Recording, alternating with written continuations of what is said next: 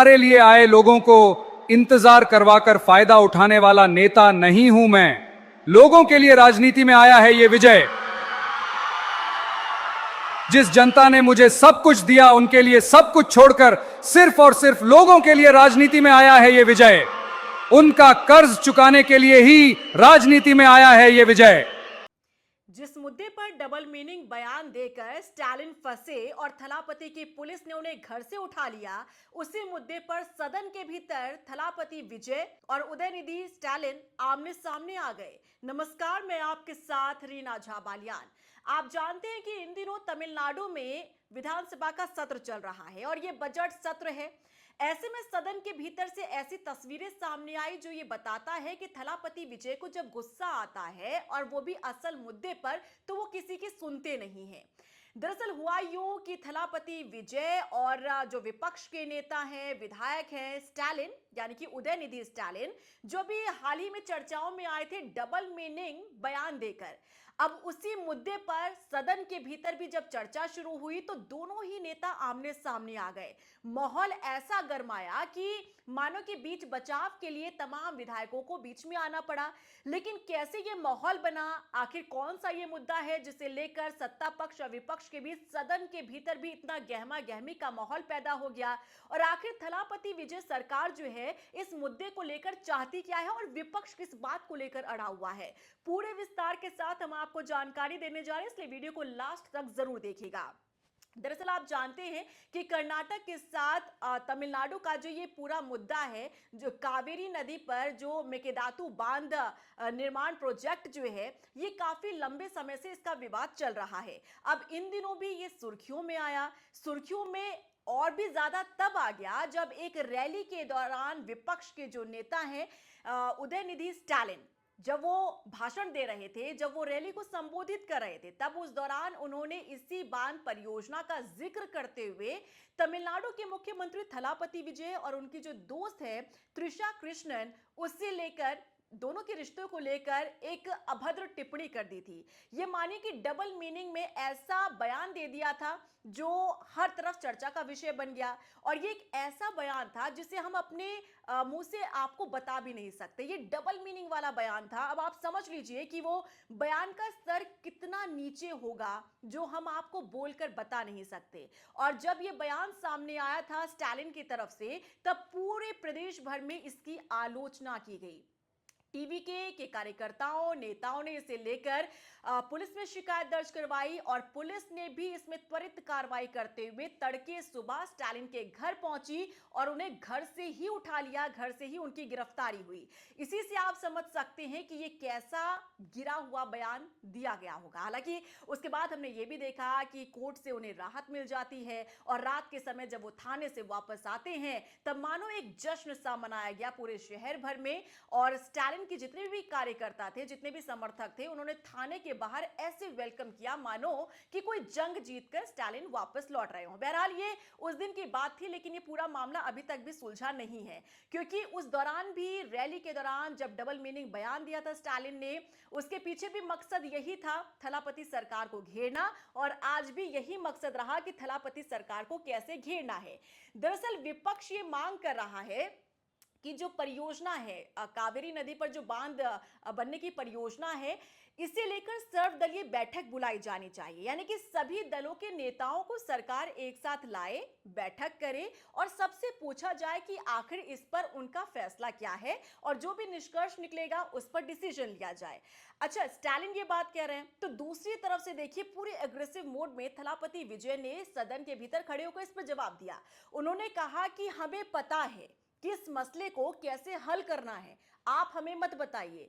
हमें भी चिंता है, हमें भी पता है कि इस परियोजना से, इस बांध से कैसे जो प्रदेश के किसान हैं उन्हें नुकसान होगा, और इसीलिए हम भी नहीं चाहते कि ये परियोजना जो है उस पर कदम आगे बढ़ाया जाए। यही कारण है कि हमने भी इस पर चिंता जाहिर की और हमें भी इस चीज की टेंशन है, और इसीलिए हमने पत्र भी बाकायदा केंद्र सरकार को लिखा है, प्रधानमंत्री नरेंद्र मोदी को लिखा है। देखिए, इसके बारे में हम आपको जानकारी 2 दिन पहले ही हमने दिया था कि प्रधानमंत्री नरेंद्र मोदी को पत्र लिखा थलापति विजय ने। उन्होंने बाकायदा शिकायत की केंद्रीय राज्य मंत्री की, जिन्होंने बयान दिया था इसे लेकर, परियोजना को लेकर।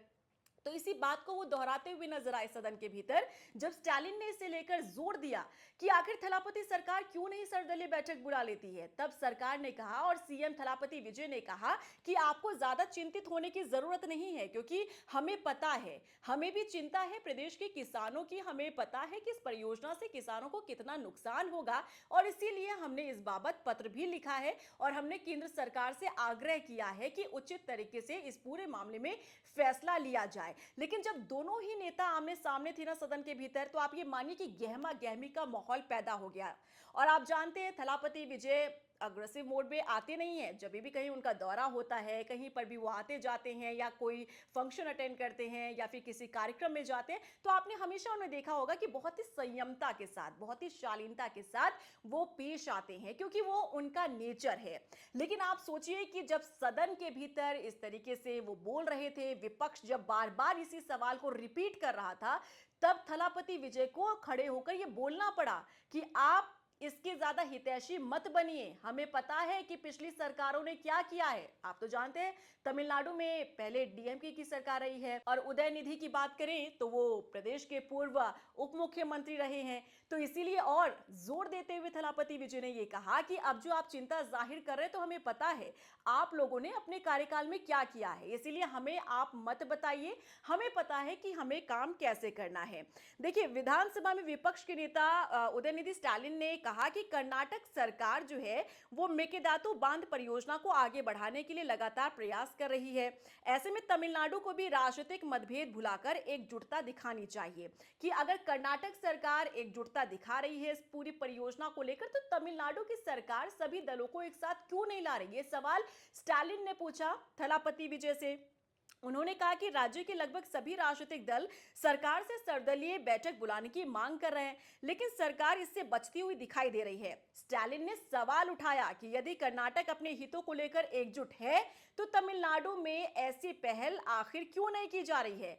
अब देखिए, उदयनिधि स्टालिन ने मुख्यमंत्री विजय के संभावित कर्नाटक दौरे को लेकर भी सवाल उन्होंने उठाए। उन्होंने कहा कि कर्नाटक वो पहुंचते हैं, लेकिन इस पूरे मसले को लेकर वो बातचीत नहीं करते, तब जाकर पारा हाई हो जाता है थलापति विजय का।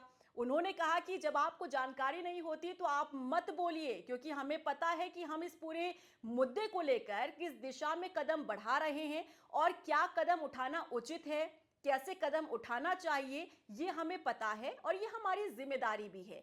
तो इसीलिए बेहतर होगा कि आपको जितनी जानकारी है आप अपनी जानकारी अपने पास रखिए, क्योंकि हमें काम करना है और हमें काम करने दीजिए। आप बेफिजूल में इस मुद्दे पर राजनीति मत कीजिए।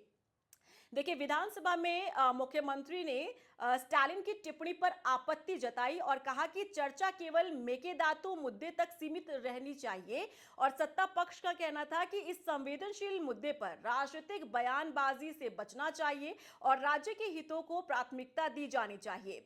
देखिए, साथ ही साथ मुख्यमंत्री थलापति विजय ने यह भी कहा कि मेकेदातु बांध और कावेरी जल विवाद के मुद्दे पर सर्वदलीय बैठक बुलाने की कोई आवश्यकता नहीं है। उन्होंने कहा कि कावेरी नदी जल विवाद और मेकेदातु बांध के मामले में हमारी सरकार तमिलनाडु के अधिकारों से कोई समझौता नहीं करेगी। हम कानूनी और संवैधानिक तरीके से अपनी लड़ाई जारी रखने वाले हैं। बहस के दौरान, जैसे देखिए हमने आपको बताया ना कि सदन के भीतर तमिलनाडु के विधानसभा के अंदर कैसे गहमा गहमी का माहौल पैदा हो गया, तनाव पैदा हो गया, क्योंकि विपक्ष के जो नेता हैं उदयनिधि बार बार इसी बात को रिपीट कर रहे थे। अब कोई कितना ही सुन सकता है। अब मुख्यमंत्री को भी इस पर गुस्सा आ गया। उन्होंने भी सीधे तौर पर यह कहा कि आप अपनी राजनीति मत चमकाइए, हमें पता है कि कानूनी तरीके से इस लड़ाई को कैसे लड़ना है, तो ये हमारे ऊपर आप छोड़ दीजिए, आपको इसमें टेंशन लेने की जरूरत नहीं है। बहस के दौरान तमिलनाडु सरकार के एक मंत्री ने परिसीमन मुद्दे पर सांसदों की बैठक का भी जिक्र किया। देखिए, इस पर उदयनिधि स्टालिन ने आरोप लगाया कि सरकार मेकेदातु बांध जैसे अहम मुद्दे से ध्यान हटाने की कोशिश कर रही है। उन्होंने कहा कि विपक्ष किसानों के मुद्दों और मेकेदातु बांध पर चर्चा चाहता है, लेकिन सरकार दूसरे मुद्दों की ओर बहस को मोड़ती हुई नजर आ रही है। तो इस तरीके से सदन के भीतर गहमा गहमी का माहौल पैदा हो गया। अब हालांकि देखना होगा कि ये जो पूरा विवाद है, जो लंबे समय से चलता आ रहा है, जो पिछली सरकारों ने भी सुलझाने की कोशिश की होगी, लेकिन ये सुलझता नजर नहीं आया। अब क्योंकि विपक्ष में डीएमके है तो वो जोर देती हुई नजर आ रही है। डीएमके का ये कहना है कि थलापति सरकार कोशिश ही नहीं कर रही है। सरकार को चाहिए कि सभी दलों को एक साथ लेकर आए और सभी दल से पूछा जाए कि आप क्या चाहते हैं। लेकिन थलापति विजय ने दो टूक कह दिया कि ये हमारी जिम्मेदारी है, हमें काम करने दीजिए, हमें जरूरत महसूस नहीं हो रही कि सर्वदलीय बैठक बुलाई जानी चाहिए इस मुद्दे पर, तो आप बेफिजूल में इस पूरे मामले में राजनीति मत कीजिए। और ऐसा गहमा गहमी का माहौल पैदा हुआ जो वाकई में बताता है कि थलापति विजय एक ऐसे पद पर बैठे हैं जहां वो बखूबी समझते हैं कि उन्हें किस तरह से काम करना है और किस मुद्दे पर कैसे डील करना है। बहरहाल अब देखना होगा कि इस पूरे मुद्दे को लेकर प्रदेश की सियासत कैसे गरमाती हुई नजर आती है, क्योंकि इस पूरे मुद्दे को विपक्ष भी छोड़ने के मूड में नजर नहीं आ रहा है।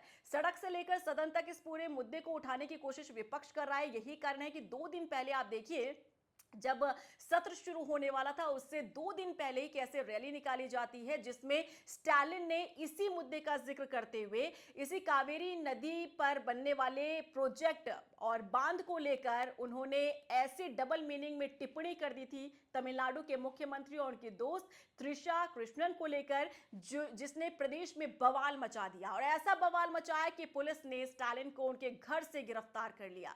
बहरहाल ये पूरा मामला शांत होता नजर नहीं आ रहा है, लेकिन देखना होगा कि कितनी शालीनता के साथ, कितने आराम से तमिलनाडु की जो सरकार है, थलापति सरकार, वो इस पूरे मुद्दे को हैंडल करती हुई नजर आती है। आपका क्या रिएक्शन है इस पूरे मामले को लेकर? कमेंट सेक्शन में जरूर बताइएगा। नमस्कार।